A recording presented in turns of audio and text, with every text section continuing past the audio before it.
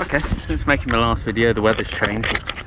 So this is Aqua Marina Steam 2022 412 model TCM. Try and capture, sorry about the angle, but you're on a mobile phone and the weather has changed quite horribly.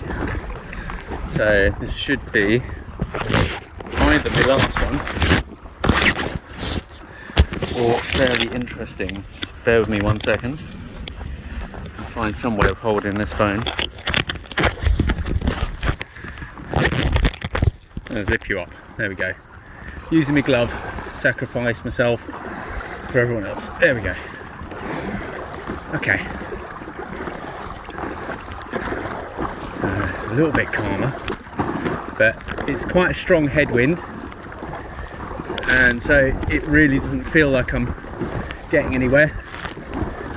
But if I don't get there, I don't get there. So it's paddling for life. So, but the waves are as good as being on seawater. But it's a good test for the kayak, nothing else. The headwind is extremely strong, and the canoe's brilliant. It's just the paddler that could do with a break. But I thought it was worth capturing, and it might actually come off on the video, I don't know yet, but it might actually come off not looking too bad.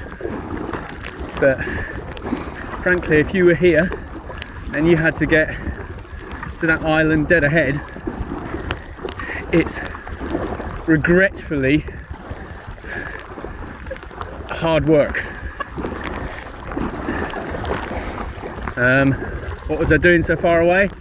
Well, I'd been to get a coffee and an ice cream from about 3 miles away, and it was beautiful when I set off.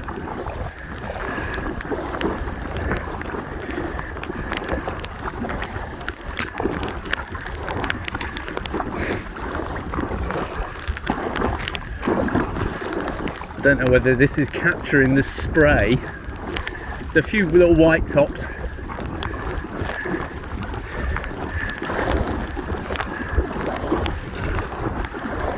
See if we can get up a bit of speed. It's slackened off a little bit now. It's still bloody hard work. Excuse my French.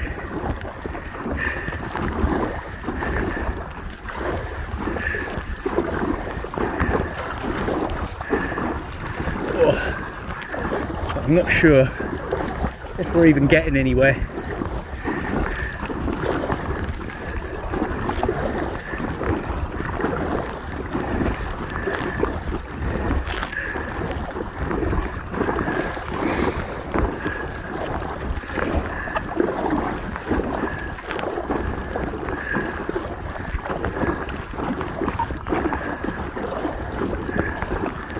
But hopefully you can see the front of the boat bouncing around. Unfortunately, I had Pink Floyd playing, but it won't play while I'm recording video. And it was fairly epic fighting against these little waves and strong headwind. But ups and downs.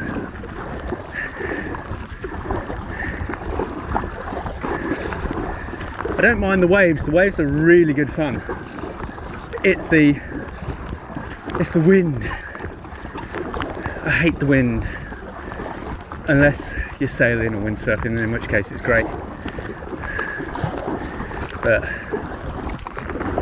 this is less than pleasurable at the moment.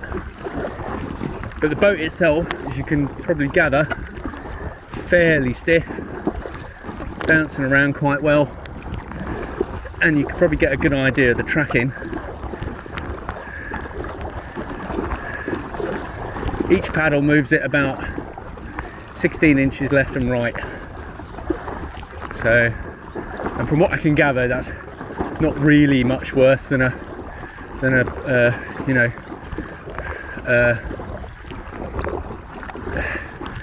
you know, a plastic or a rigid sit on top kayak.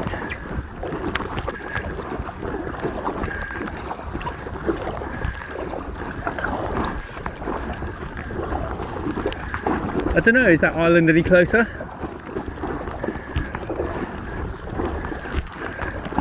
On the plus side, I've probably used up the ice cream now, so that's good.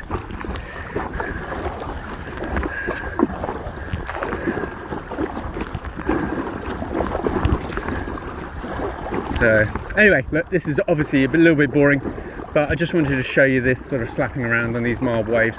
So again, hopefully you can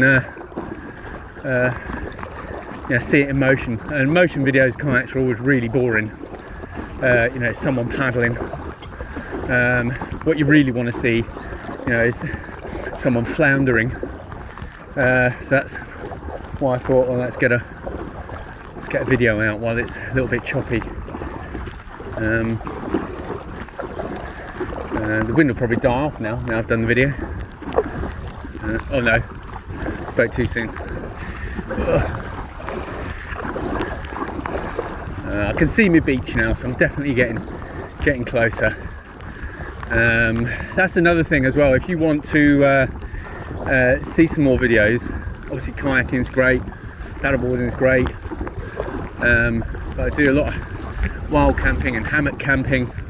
Hammocking is my favourite thing, and really the kayak is a tool to take me somewhere remote to get my hammock out, which is, I just love it. I have the best night's sleep ever in a hammock, better than anywhere else.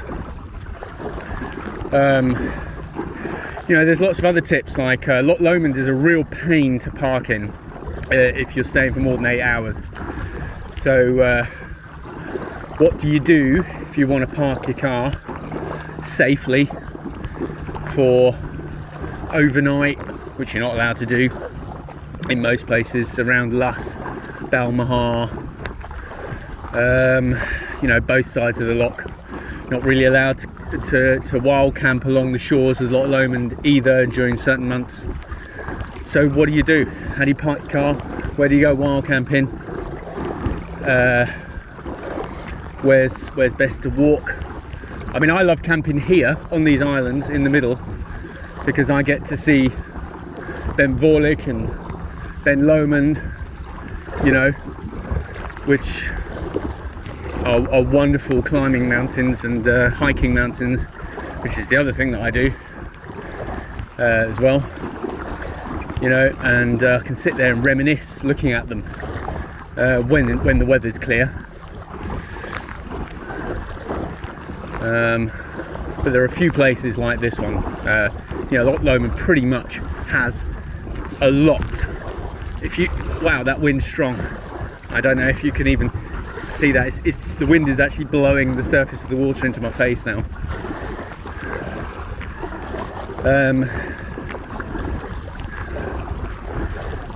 So yeah, there's lots to talk about, and it depends what people want to see and what people are interested in, really.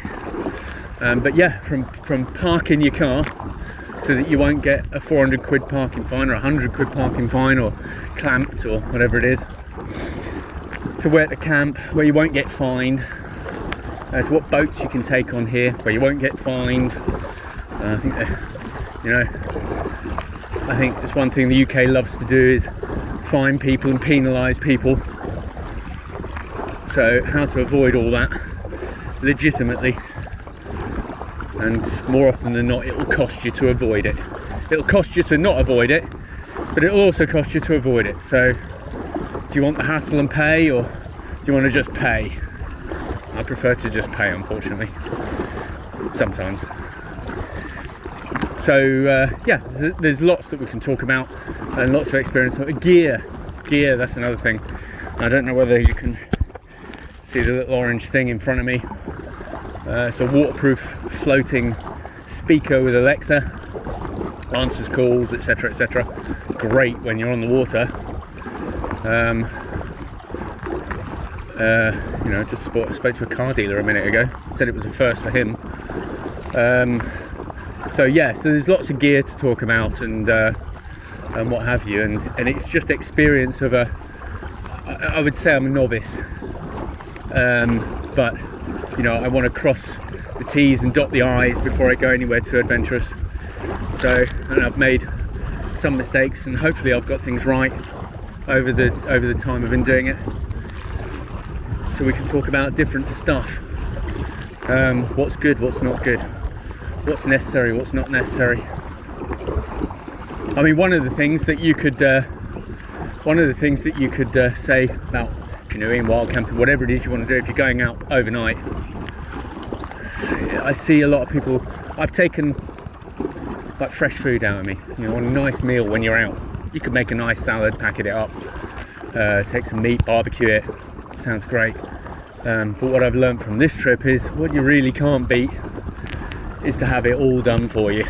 So, you know, these little pre-cooked meals that you boil in the bag, and then when they're hot you just peel the top off, whether it's a ration pack or whether it's from Tisso's or something, the camping shop, whether it's from there.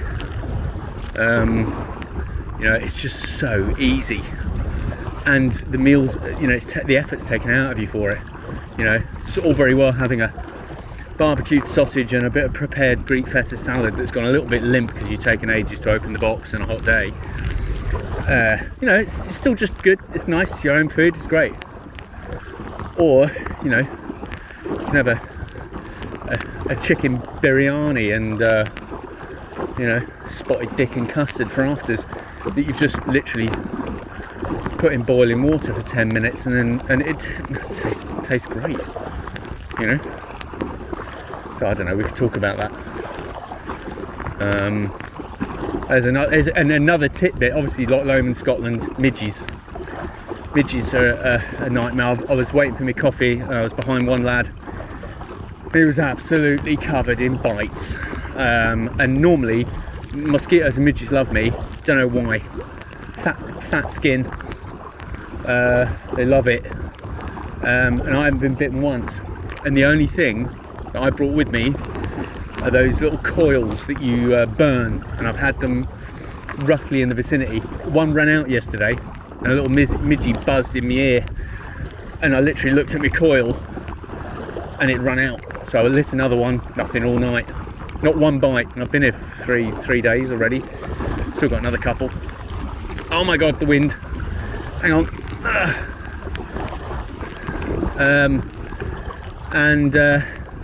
I was in Tisso's before I set off on Wednesday. Was that Wednesday, Thursday, Friday? Yeah, so I'm in my third day here. Go back on Sunday. I was in Tisso's camping shop in Glasgow, and the coils, £3 pack of 10. So that's a bit pricey. Everything in Tisso's is pricey, but worth it, I will say. Bought lots of stuff off Amazon from everything's made in China, but you know, I bought the Tisso's stuff, it's great, works. I bought the cheap stuff from Amazon, it's supposed to work. Some of it does, some of it just doesn't. Got to the camping site, which is one of the stories I want to talk about. The campsite, I don't stay in campsites, but it's cheaper to park your car in a campsite around Loch Lomond than it is to use a car park. Because A, there aren't many car parks, and B, if they are, park in a campsite. I can row back within an hour and a half, have a hot shower and use the toilet. And my car's safe. But anyway, I went to the campsite. The same coils for midges were £10. £10 versus £3. So there's lots we can talk about. But anyway, I'm nearly home. Stephen out. And again, if you like this video, this is my second one, and I only made it because the weather's turned vicious between just after making the first one. But I'll see you on the next one. Thanks very much.